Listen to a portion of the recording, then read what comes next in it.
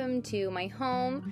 Today I am going to kind of walk you guys through kind of my decorating process whenever I am transitioning from season to season. So my current, what you're currently seeing is more so my fall kind of earthy colors, some natural woods, some rust tones. And so I have just like this little square tablecloth I got at Target a few months ago. Sweet little Heidi sleeping. But anyways, throughout this video, you're going to kind of see me changing out my fall things for some more spring items.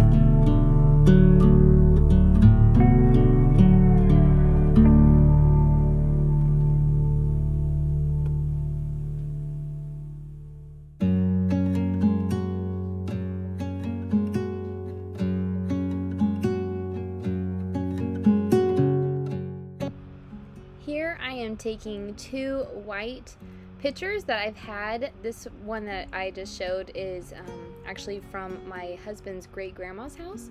And so I like to try to keep kind of a closet of my decor items. And I usually don't rebuy a whole lot of things, but this year I ended up purchasing all of the florals that you see here from Walmart for only $17.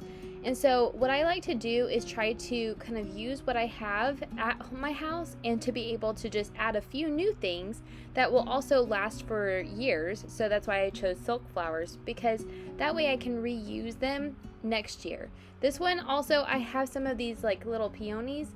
I have them already in my guest bathroom, and then these light little flowers, I don't know what they're called, the light pink flowers, the really round ones. I have those. I already have a sprig of those. So I was trying to kind of buy something, and this already was a beautiful arrangement. I just really love the little pops of yellow and then these velvety leaves.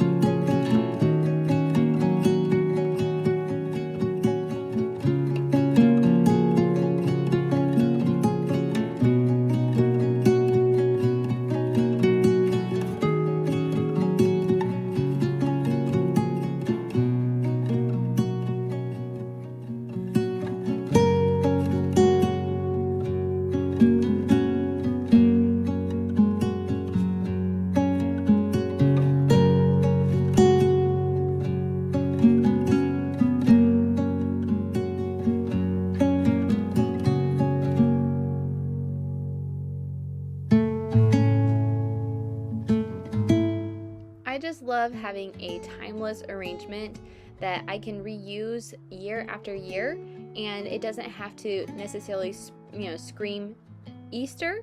And so that little green bunny and those eggs that we blew out as a craft a couple of weeks ago during our Easter study, those are the decorations for our Easter, because I wanted it to be more timeless and we really focus on the resurrection. But it was just a fun little element, and the kids also feel like they're a part. So here you're going to see me take down my fall. I love really warm tones, and so I'm going to kind of challenge myself today to be a tiny bit more cool toned and more spring-like. And so these are the colors that I already had all of these items in my decor closet, and so I'm going to really try to go with the blue, kind of teals, turquoise theme, and some natural greens.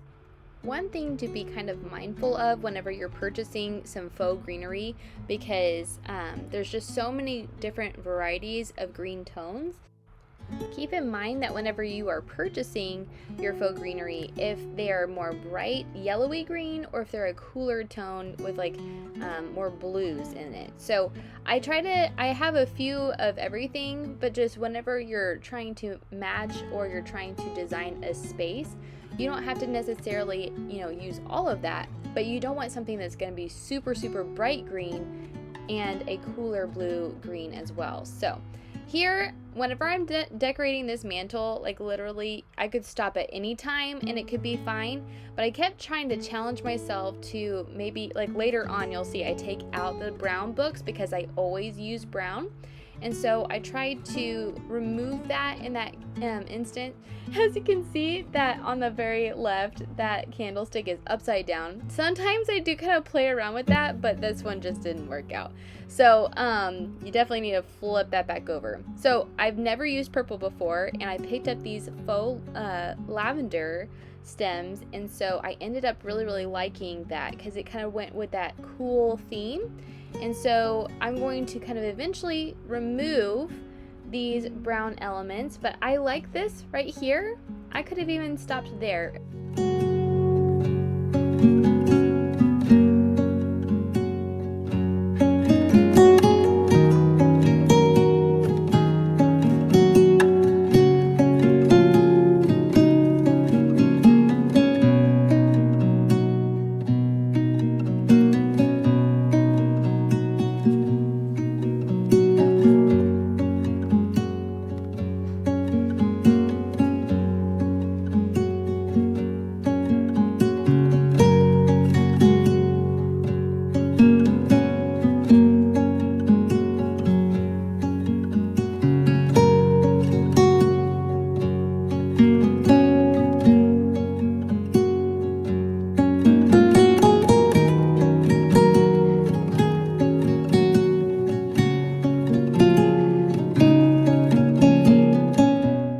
Again, I could have left it just like this.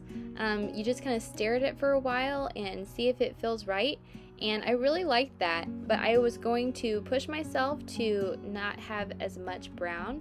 And so I brought in these candlesticks again that kind of were repetitious of that silver bowl with the green ball in it, grass ball in it. And so I wanted it to kind of speak to the other side.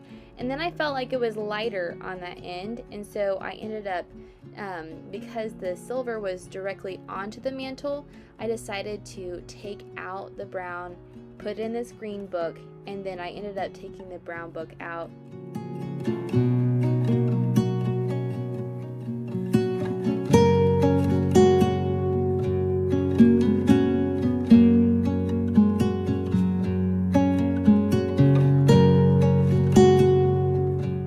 So in the end, this is very different from my home, which was a nice little change.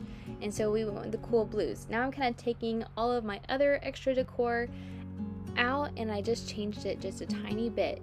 I remembered I had this other blue thing that I picked up at a garage sale, and I do flip that one over eventually to where the candle sits inside the bottom base part. There you go, because the height just kind of worked better. I ended up taking that empty whiskey crystal thing at the back just to add some height.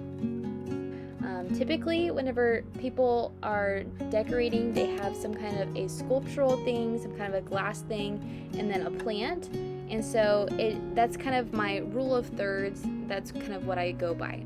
So here in my kitchen, I'm just going to kind of rearrange things just a little bit, and I typically keep these 3 cookbooks out, so whether I am kind of featuring a page or I am just stacking like this or stacking them vertically. I got this cute little kettle that I've been loving just doing a pour over coffee with, and so I ended up putting that on top of the books because I figure I actually am not really messy whenever I'm using that, so it's not going to damage the books, and it kind of adds some cute little character and height. So I'm going to bring in this little magnolia I got online. It was like $7, and I'm going to bring in these yellow things, which were the rest from that sprig that I put in the kitchen table. Since this is the kitchen, I'm trying to keep kind of all of the that side of the house kind of consistent. So here I'm trying to figure out how high I want them. Am I going to put something else over there? And so I ended up taking these and putting them in the smaller little vase. And then I went and got my pink sprigs that I showed earlier on the floor that I had already had, and they were similar to the ones that are in my vase on the kitchen table. So I just kind of bend them down. I'm not a huge fan of like cutting them off if I don't have to, just so that I can reuse them taller in the future if I need to. So in looking at that, I was like, okay, cool, but I ended up coming back and chopping off the yellow ones to be visually a little bit lower, and I'll show you why in just a second.